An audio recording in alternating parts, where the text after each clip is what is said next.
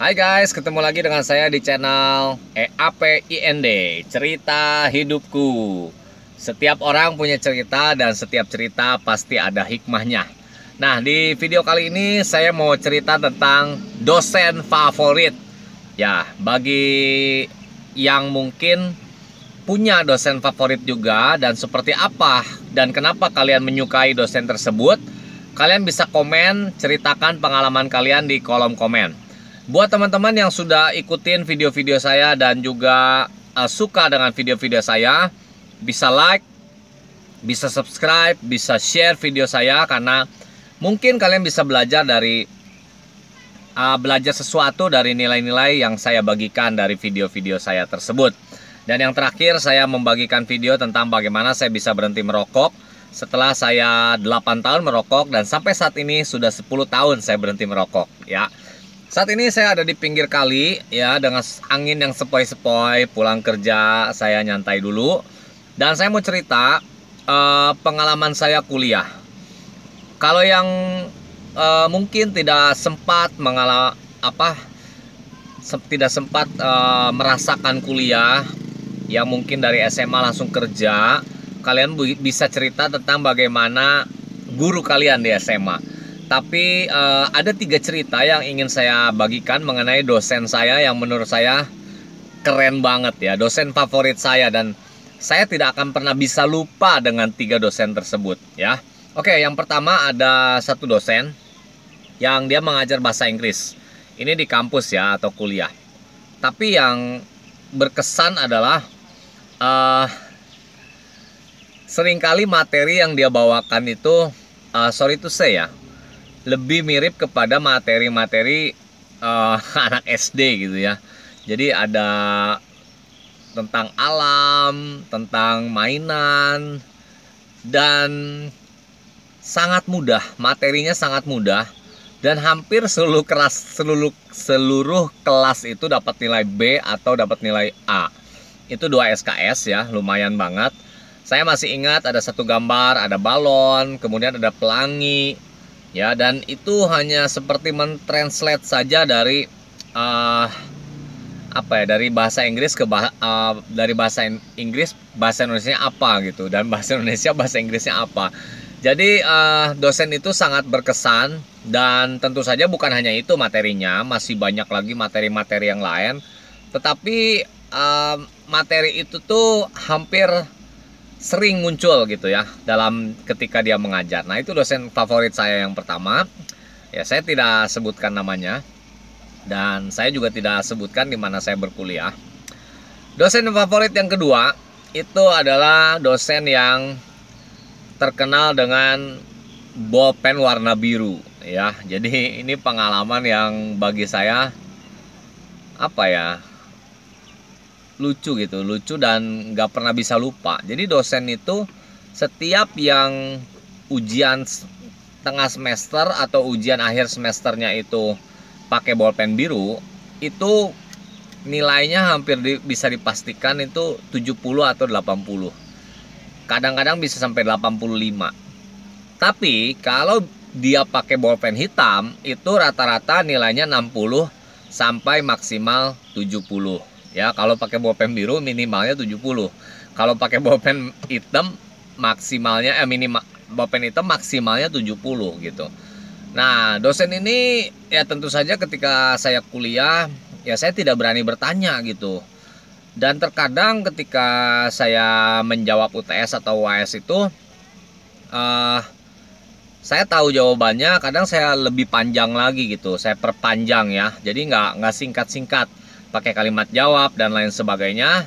Dan memang saya mengalami setiap mata kuliah dia, dan lumayan beberapa kali bertemu selama saya kuliah di sana, itu terbukti ya, kalau pakai bolpen biru itu nilainya di atas 70, bahkan bisa sampai 85. Nah, kemudian setelah saya lulus, ada salah satu teman saya yang ngobrol-ngobrol dengan dosen tersebut. Dia bertanya, "Pak, awalnya kita tuh nggak yakin bahwa kalau pakai bolpen biru tuh nilainya pasti bagus. Tapi setelah kita lulus dan dengar begitu banyak cerita dari teman kita, memang benar gitu. kalau bolpen biru nilainya bagus. Dia nanya sama bapak itu, karena kan setelah jadi alumni sudah jadi seperti sahabat gitu ya dengan dosen itu. Bisa tukar cerita tentang bisnis, pekerjaan, usaha, dan lain sebagainya. Dan dosen itu akhirnya menjawab seperti ini. Ya, dia bilang, iya memang betul. Kalau yang pakai bolpen biru, bukan berarti saya suka bolpen biru, katanya. Itu hanya seperti sebuah prasyarat saja gitu, bahwa dia mengikuti ketentuan yang tidak tertulis lah, seperti itu. Memang mata kuliahnya juga bukan mata kuliah yang berat, artinya jawaban-jawabannya itu lebih banyak bersifat opini gitu ya, bukan mata kuliah yang eksak. Dan dosen itu bilang gini, kalau mahasiswa nilainya jelek, itu sebenarnya bukan salah mereka, tapi salah saya sebagai pengajar atau sebagai dosen. Jadi saya nggak mau mahasiswa saya punya nilai yang jelek ya. Jadi dia selalu kasih minimal itu 60. Dan ya ibaratnya kalau mata kuliahnya dia dapat C, itu istilahnya udah apes banget gitu ya. Entah mungkin nggak pernah masuk, terus UTS-nya mungkin nggak ikutan, ikut UAS-nya doang, itu kadang-kadang masih dikasih nilai 60 atau C gitu ya, masih lulus. Nah, bayangin kalau semua dosen yang ada di kampus itu seperti dia gitu ya, mungkin kita semua bisa lulus dengan indeks prestasi kumulatif di atas 3,5 atau cum laude ya. Nah, itu yang kedua, cerita hidup saya yang saya rasa menarik tentang seorang dosen yang suka warna biru. Bukan suka warna biru ya, yang kalau dapat biru nilainya besar. Nah, yang ketiga ini yang paling unik, yang paling menarik ya. Bagi saya itu ada seorang dosen yang sudah senior, dan kalau dia ngajar ke kelas itu selalu dia identik dengan mencatat materinya di papan tulis. Kadang-kadang tuh bisa 1 papan tulis, 2 papan tulis, 3 papan tulis, dan 4 papan tulis itu full tulisan dia semua. Yang istimewa adalah dosen ini boleh titip absen. Ya, zaman kuliah siapa sih yang nggak pernah titip absen? Ayo ngaku ya. Biasanya itu namanya zaman kuliah ya, lagi senang-senangnya pergi sama teman atau pacaran, atau misalnya hangout gitu ya, main biliar, main bowling, main game bareng teman-teman. Itu biasanya ada aja yang titip absen, atau mungkin sakit ya. Titip absen boleh sama dosen ini. Dan setiap kali dia ngajar itu hampir 4 papan tulis itu full ya. Dan jarang sekali bicara, dia suaranya juga agak kecil gitu ya. Dan dia ngajar satu mata kuliah yang lumayan seru juga. Dan ketika dia tulis, kita baca pun itu udah ngerti gitu. Nah, yang istimewa tentang dosen ini adalah setiap kali mau UTS atau setiap kali mau UAS, dia selalu kasih kisi-kisi ya, selalu kasih kisi-kisi UTS dan UAS ya, selalu kasih prediksinya gitu.